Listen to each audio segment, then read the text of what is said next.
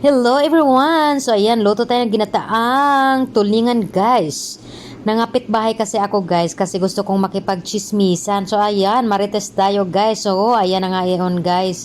Ang mga ingredients ko sa pagluto ng ginataang tulingan guys. So meron tayo dyan coconut milk. Meron akong ginger, garlic at saka onion. So ayan, na prito ko na guys. So, ayan na guys, i-arrange natin sa pot guys. At saka guys, gagawin ko dyan, lagyan ko siya ng pichay. So, ayan. So, ang luto na yan guys ay Bicol Lana. Bicol luto. Yun po ang luto sa taga Bicol guys. So, pina-follow ko lang. So, ayan, ni-arrange ko siya at nilagay ko na yung garlic at saka yung luya natin at saka nilagyan ko din ng kunting onion. Ayan. At saka guys, so ayan, isasalang na natin guys at saka lalagyan natin ng vinegar. Na yung vinegar na nilagay ko guys, almost level kung saan yung isda natin. So ayan, at nilalagyan ko na din ng salt. Then, yan guys, hintayin lang natin na kumukulo ng kumukulo hanggang parang nag-a-absorb masyado yung vinegar. So, ayan, takpan muna natin at paghintay tayo ng ilang minuto. So, ayan na guys, parang na-absorb na yung ano niya, yung vinegar. Nilagay ko na lang yung espada natin o yung mahaba na sili at nilagay ko na rin yung gata. So, ayan na guys.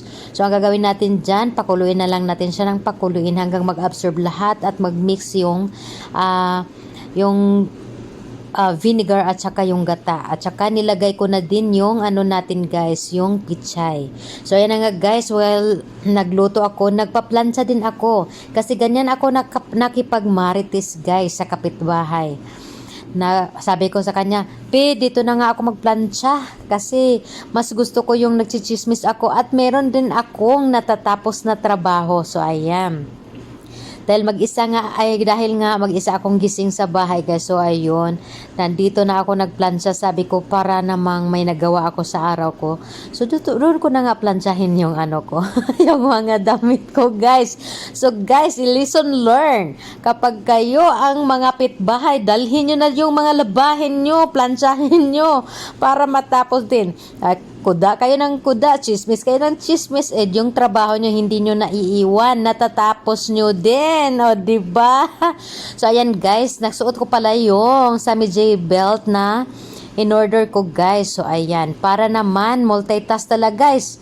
O ayan, di ko na kailangan mag-exercise ngayon while nagtatrabaho ako guys, naka-belt din ako, so nagpapawis yung chan ko nyan guys. And ayan guys, ang dami kong nagawa guys. Naluto na yung isda ko guys. Nakapagplancha din ako. At of course, nakipagchismis. So yan talaga ang napakaganda sa naisip ko sa araw na to. Yung nagpunta lang ako na para pinaslice ko na yung isda ko. Tapos nakikain na rin ako ng lunch doon sa kanya.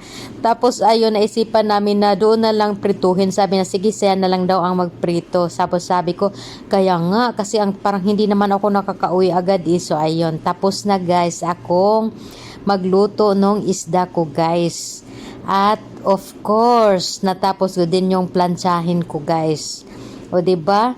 Ganyan talaga ako guys, nagmo-multitask. Ayan, nagre-rest na din. Thank you for watching guys.